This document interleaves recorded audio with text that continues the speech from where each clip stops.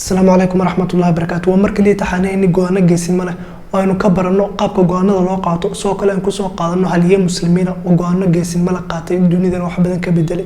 وحلقة دين كوبات وإنه كسوق قادنا دونه نمكي وجوفض اللي قبلنا مسلمين تدحضوا إنه محمد صلى الله عليه وسلم كبعدي تاريخ السنة أنا كوينين وكلية مسلمين تدحضوا لكن الدنيا ذا واحد بدن كبدلي وتاريخ السلوى ذي قانا بدن كذا. وأنا أبو بكر الصديق إنه محمد صلى الله عليه وسلم صاحبك أبو بكر الصديق أنتم نولا قانا بدن وجيسين ملا ونلوش تكوس بسنا وقاتي ويجرين لكن دما أنتم مقاركم مسؤول كوبي كرنو وحن ما تسوق قادنا قوان كمية قانا ذا جيسين ملا وقاتي والدنيا ذا واحد بدن كبدلي. وأنا الدبو بلابدي فرشوين كمسلمين تا أو سوق الدولة هذا تمرير هايستا ولا دجال لبدي الدولة وقتها هو ودبنا عالم كا دنيا دينا كلا قيب سنشري قوان كاس وأبو بكر الصديق قاتي لها كرا النقطة متشرين عيسى كور رسي تاريخ البنادم كو قاتي قوان كاس وكليني هالمر لبدي الدولة أود إنت أصلك أي لو دجال مان إسا كدبنا متشرين عدكو قولي ستي قوان كاس وكله وهالمر لبدي الدولة وحجمي فرس الروم وكله لك هالمر وير الوضع قاو والله بدو بالتشبيه مقال كنا نقول كيسا كوسو قادم دونا يسوى كده بين وقوان كاس قاتا أبو بكر الصديق فضلنا دنا نقول صوتي سبسكرايب سرسل نولا صوتهم مقالة دنبه داو شوعا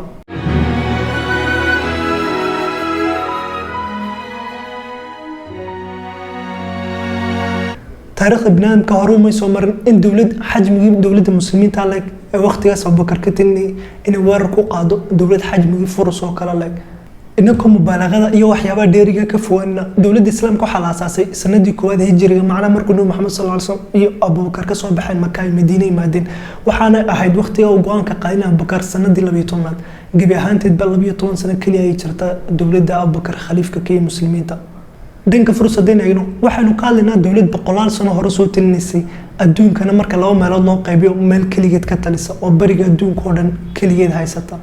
دول فرص حكومة سوحها العراق إيران أفغانستان باكستان أذربيجان كازاخستان أوزبكستان دول كنت على قرن أي كليات حكوميين معناها سجود حدود الدولة وين فرص وحكم بلامي من العراق لقى صوب بلعبو إلا يدول ويناشينا لقى قالوا دول كنت على أي كليات كتنين جرين هذين يقولون دولة دي مسلمين أبو بكر خليفكوها ووقتها كتنين سي جزيرة عربتا معنا جزيرة عرب وقتها وحلوية قانوها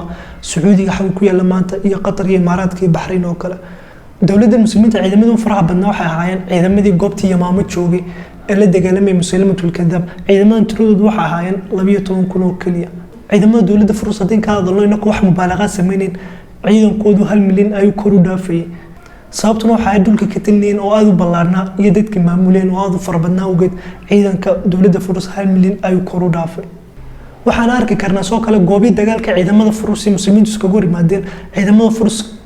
كمية هو سنين مرنا ما 60 كون 70 كون 90 كون 100 كون يسوق له دجال قادسية المسلمين تيو فرص كجور مادين قوبة قادسية لا 100 كون أي كرو دافين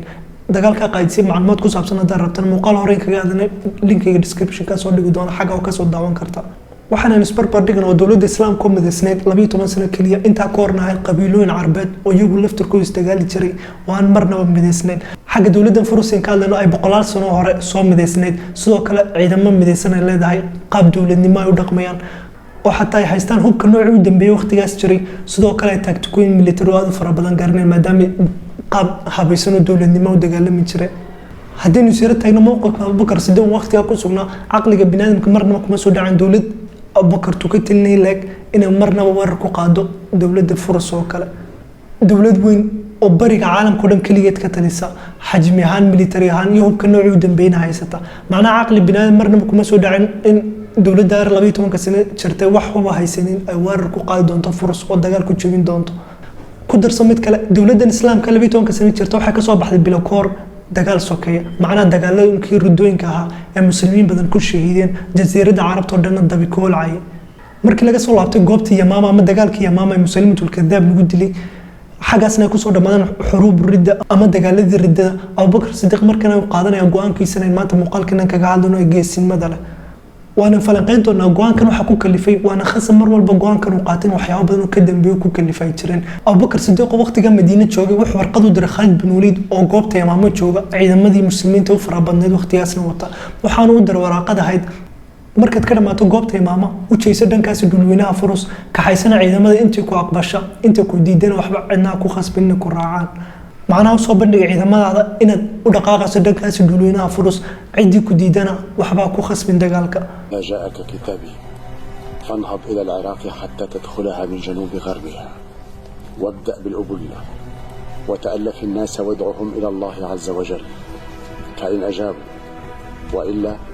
فخذ منهم الجزية فإن امتنعوا عن ذلك قاتلهم وأحسن إلى الفلاحين وأقمهم على أرضهم ولا تثقل عليهم ولا تكره أحدا على السير معك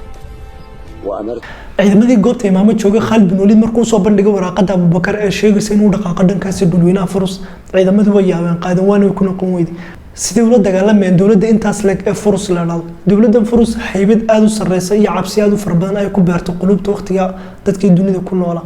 soo kale waa dawladda adduunka marka laba meelood loo kala qaybiyo meel kaliya ka talisa oo la qaybsata dawladii kale Rome ciidamada muslimiinta goobta imaamo joogto way kala qaybsadeen qayb way iska diido ma tagin way yiraahdeen qaybna ogolaatay intii ogolaatay waxa ahaayeen 2,000 nin oo kaliya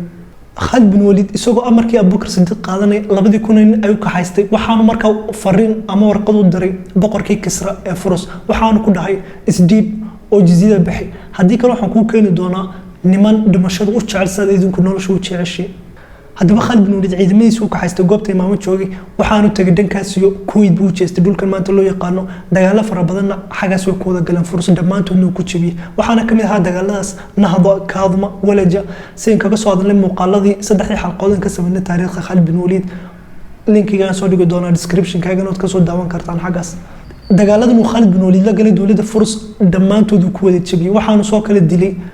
geesigii reer Furus ee Hormuz lagu magacaabi jiray dagaaladaas ciidamada muslimiinta Khalid bin Walid watay Furus la galeen waxoogaa bil kadib ciidamo kale oo Bakar u diray dhankaasi dawladda Rome haddaba go'aankan Abu Bakr Siddiq waxaan u baahnay in xoogaa sira dul taagno oo inaan eegno xagee ka timid waxaan u geysanima oo haddaynu naagno markuu go'aanka qaadanay Abu Bakr Siddiq waxa khasab u jiray go'aano ka jilicsan oo ka fudud laakiin maxaa ku kalifay Abu Bakr inuu go'aankaas adag ee hadhow muslimiinta faa'iido badan u keeni doona inuu qaato waa khasab waxa jira waxyaabo badan oo ka dambeeyay go'aankaas inuu qaato Abu Bakr Siddiq markii soo rabo wuxuu ahaa qof jecel in wax yar uu barto ee wanaaga inuu dadka kala gaarsiiyo salahan oo kale maalinku soo islaamay isla maalinkii ku xigtay wuxuu keenay Uthman bin Affan Arqam bin Arqam Sa'd bin Abi Waqqas Abu Ubayda Zubair bin Awwam macnaha rag badan oo islaamka wax badan soo kordhin doona ay isla maalinkii ku xigtay ba keenay hatta wuxuu ku dadaal jiray xoreynta addoomaha oo waxa kamid ahaa Bilal ibn Rawaha ninku soo xoreeyay waxaan isla markiiba ku dadaalay inuu kelmadda la ilaaha illa allah muhammadur rasuulullah cid walba u gaarsiin karo gaarsiyo waata dabeecadda Abu Bakr Siddiq ilaaha ka raal noqday waxaanu ka fikri jiray dadkan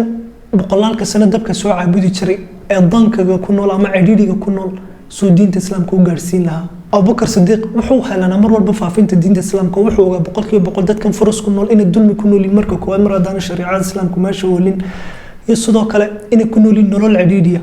الدنيا لفتر كذا وإلهي سبحانه وتعالى قال ومن أعرض عن ذكري فإن له معيشة ضنكا إن ذاتك نرى العليا الدنيا لفتر كذا كله لهين أيوة ما دام أنا دين الإسلام كهاي سنين تاسو قوانكو قارين ودات كاس قارسيو دين الإسلام كا وحانو درعيا كيس السمر كيات كيسي قبضنا إواجهي مرور بعيدا ما كتر بدن إلهي مركين إلهي سورة قليني فرطان دولال كاين تاس لا قردن أرنت لبدا أبو بكر صديق هو كلفته وحايدين وقوانكا قاطوح وبقول كي بقول إن إلهي دينتن نصر قاسين دونه كلمة لا إله إلا الله مالول بقاري دونتو قوانكا أبو بكر صديق أتكيسي جيسين ماذا مركي مسلمين تاركان عيدا مدي فرص تجي مركي خالد بن وليد هو جامع عيدا ماذا ترى أربعة لكن دت كان مركي دنبحها مع الصواد مركي أركان قوان كاس أدق أبو بكر إنك قوانتين وتاقو فرص دتكي وحا مع الصواد عيدا مدي مسلمين تنو كبيرن إلا تريدو قادي سيديتهم كن أونن أبو بكر الصديق سو كلا وحو مقلين محمد صلى الله عليه وسلم oo hal mar in ka badan leh Ilaahay subhanahu wa ta'ala ayaa diintan faafin doona kana koryeeli doona diimaha kala oo dhan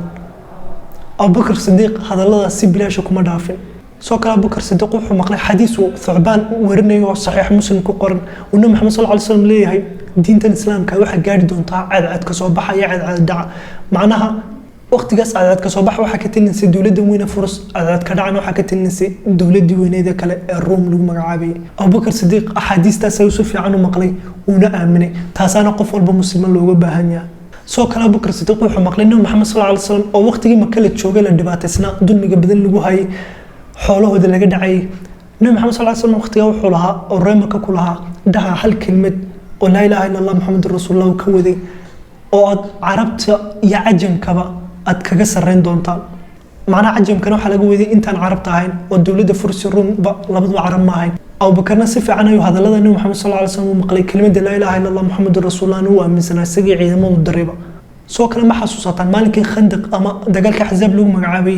oo marka asxaabtii nabiga sallallahu alayhi wasallam qodeen god dhagax weyn kaga soo baxay dhagax ay jabin kari waayeen kadibna inta waran nabiga uu dhiibanay ugu yeedhan uu nabi maxamed sallallahu alayhi wasallam dhagaxii kala jabiyay kadib wallahu akbar yiri waxa la siiyay furayaashii dowladda furus waxaana arkaa qasri madayn macnaha qasri laga xukumay dowladda furus nabi maxamed sallallahu alayhi wasallam asxaabtiisa wuxuu bishaarinay waqtigaas iyadoo lagu go'doonsan yahay oo dhibaatadu fara badan ku jira ayuu haddana u bishaarinay inay furus furan doonaan xagaas munaafiqiintu waqtiga Madiina joogtay lahaayeen nabi maxamed ku sheegsaysanay lahaayeen mid kaayna waxaan kar lahayn soo kaadino isaguna wuxuu ka hadlay inuu furus aan furano laakiin muuminiintii ya Bakar Sidiq waxay aamineen hadalka nabi maxamed sallallahu alayhi wasallam lahaa si bilaash ahna kuma dhaafin oo Bakar Sidiq ilaahay ka raali noqo markuu ciidamadii Khalid bin Walid iyo diray furus u diray wuxuu si yaqiin buuxda u aaminsanaa in furus la furan doono furayaasha madayn qasriga madaynna uu gacanta ku dhigi doonaan muslimiintu waxaanu ogaa in Muhammad sallallahu alayhi wasallam waxay mooyee aan wax kale ku hadan sidoo kale bishaare kale waa Bakar Sidiq ka maqlay in Muhammad sallallahu alayhi wasallam ayaa waxay ahayd wada taqaanaan baa malinaya qisadii caanka ahayd ee Suraq ibn Malik markuu Muhammad sallallahu alayhi wasallam yaa Bakar oo Madiina u sii socdo uu horgooyay uu soo helay labadoodaba oo markii uu isku dayo inuu Muhammad sallallahu alayhi wasallam u dhawaado faraskiisu farsanay Muhammad sallallahu alayhi wasallam waqtiga wuxuu Suraq ku yiri ka waran adigoo kisra suwaarayskiisa xidhan macnaha gacmaha dahab wuxuu ku xidhan jiray kisra ka waran adigoo xidhan ayuu ku yiri oo macnaha uu ka waday furus muslimiintu ay furan doonaan walibana ciidamada furus furan doona ayaa Suraq la socon doonta Abubakar Sidiq markii nabi Muhammad sallallahu alayhi wasallam uu la socday waanu maqlay hadalka nabi Muhammad sallallahu alayhi wasallam lahaa Suraq ibn Malikna gadaal hadhow intuu soo muslimo ayuu isla ciidamadii madaa'in furanay uu kisra joogay ayuu kamid ahaa marka Abubakar Sidiq wuxuu si buuxda u ogaa in furus dhamaanteed bala furan doono Suraq oo nool waqtiga uu go'aanka qaadana Bakar Sidiqna Suraq oo noola waanu joogay Abubakar intuu nool labadii ciidan u kala diray furus iyo rum labadiiba dagaaladu fara badan la galeen labada dawladood ay way ku jabiyeen soo kale dawladda weynada furus sanadii 66 hijriyada dhammaan waa laga takhalusay hal magaalo oo furus ka tansamay jirin macnaha waxaan ka hadlaynaa waqtiga uu go'aanka Bakar Sidiq qaadana waxa ahayd sanadii 12 hijriyada waqtiga laga takhalusay dawladii furus dhamaanteedna waxa ahayd sanadii 66 hijriyada 14 sano gudaheeda ayaa lagu soo afjaray dawladii weyneed dawladdan oo 14 sano ka hor ay muslimiintu ka cabsanayeen lahayn sideen furus waajahi doona waxaana diinta islaamka soo galay dhammaan dhulka ka tilinaysa dawladii furus oo dhan dadkan oo diinta soo galay marka arkeen ciidamada awood badan ee dhulkooda joogay haddana waxba xadin cidna dhacaynin cidna diintooda ku khasbaynin wala yaabaan waana soo galeen diintooda oo dhulkii ay muslimiintu gaareen oo dhan dhamaantood muslimiin ay noqdeen kuwaas oo dhan waxa miisaanka xasanaadka lagu daray go'aanka Abubakar Sidiq qaatay ee geesinimada lahaa go'aankaas Abubakar Sidiq ma jirin cid isaga ka horeysay oo go'aankaas noocaas oo kala qaadatay isaga cid ka dambeysayna way jirtay cid go'aanadaas oo kala qaadatay laakiin kuma guuleysan oo ku jabeen waana ku baabeen mana sahlana runaantii in hal mar war lagu wada qaado laba dawladood oo boqolaal sano soo talinayay oo labadooda la jabiyo dhulkoodana la qabsado go'aankaas Abubakar qaatay go'aan geesinimo leh macluumaad badan aqoon badan iimaan badan iyo kalsooni badan ka buuxda ayuu ahaa ma ahayn go'aan qalan oo la iska qaato lagu nasiibiyay waxaan filaynaa macluumaad badan ka faa'iido go'aanka geesinimada leh ee quruxda badan Abubakar Sidiq ilaaha ka raali noqdo qaatay muuqaalkan maanta intaas uu nagu yahay fadlan hadda nagu cusubta subscribe sar wassalaamu calaykum